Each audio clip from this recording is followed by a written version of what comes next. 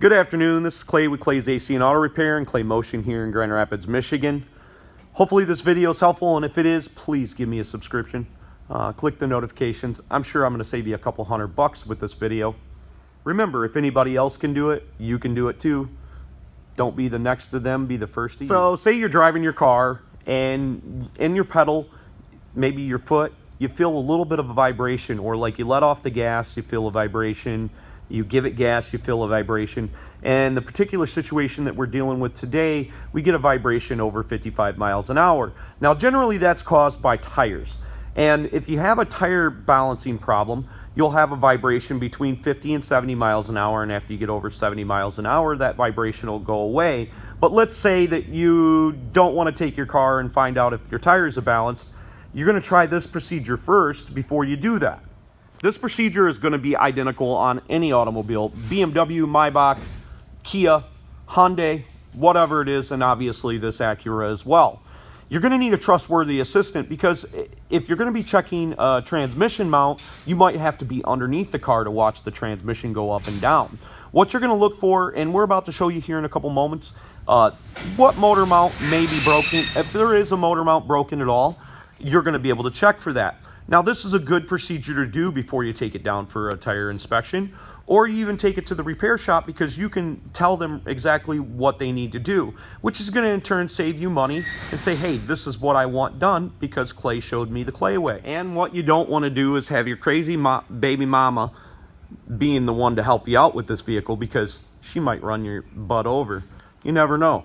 So be careful. I can't be responsible for you, but here we go. All right, so if you take this down to like a discount tire and you've had your tire balanced and it's still not the problem, or you've put brand new tires on there, more than likely, and I say 90% of the time, if it's not a tire balancing issue, which you can check this before you even check your tire balancing issues, because you can do this at home, you need to have trustworthy assistant. And your trustworthy assistant's going to sit inside the automobile like he's going to get ready to drive it.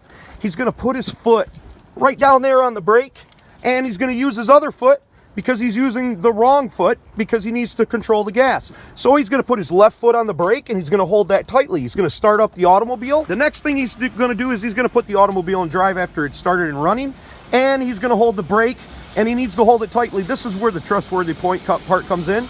He needs to hold that brake tightly, and he's going to give the engine some gas, and we're going to watch the engine rock.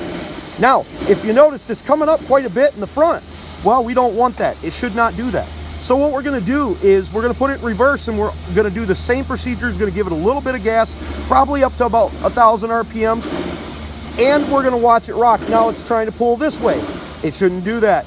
It's okay for that one because that one's not bad, but the front one is bad. So let's demonstrate the other way again, put it in drive, and we'll test it and see how far it comes up. Now I'll bet when we get inside and we take a look at the front motor mount, we're going to find that it's broken. So now we're going to take a look up in here, and we're going to look at the very top of the motor mount. Hopefully you can see it. You can see the motor raising up quite a bit right there. And that's not supposed to do that. It should move maybe a 1/4 inch or so. So now we're going to go ahead and replace the component and show you the end result. Okay, now that you've got it out, you can inspect it, and you can kind of see how this one moves right here.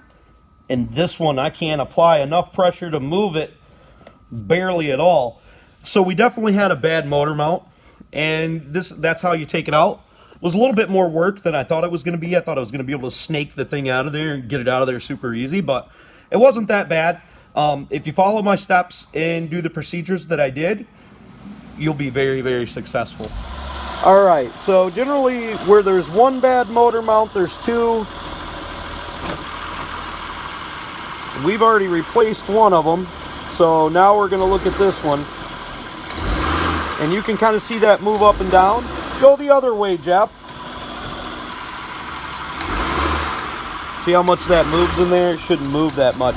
So replace the one that looks the worst first, and then check the other one. I replaced this one because I felt like the engine was moving up a considerable amount. So I replaced that one down there, knowing that this one had a little bit more play in it, and hoped that with that one replaced down there, this one wouldn't have as much slop. But we're going to go ahead and replace that one too. During the disassembly process, after we have it removed, we can really see what the problem is. That is not supposed to do that. You certainly can't do that with this. There's going to be a minimal amount of play in these, and it's going to be pretty obvious that it's bad, especially once you take it out. If you're taking out this particular mount, this does not take very much time at all to remove. So even taking it out and inspecting it, if you're unsure, is probably not a bad idea. Plus, on top of that, these mounts aren't tremendously expensive. This mount was right around $65, so it's pretty cheap, and that was at the local parts store. Obviously, we could go to the internet, get something a lot more cost effective, but maybe not as high of quality. So, with all that said, we're going to reassemble it, put it back in the car, and have a great day. Okay, so now that you've got both motor mounts replaced, you can go ahead and start it up. Do your motor mount test again, see if the engine raises up, which I presume it's not gonna. Oh, that's a thing of beauty. Notice it doesn't move at all. That's sweet. So, great job, guys. So this was a super exciting day. We got the Acura all fixed. You guys are all healed up. But hopefully you were able to heal up your Chevy or your Ford or your Dodge or whatever you have with this video. So please subscribe, click the notification box. Remember, don't be the next to them, be the first to you. You can't break what's already broken, and if anyone else can do it, you can do it too. God bless.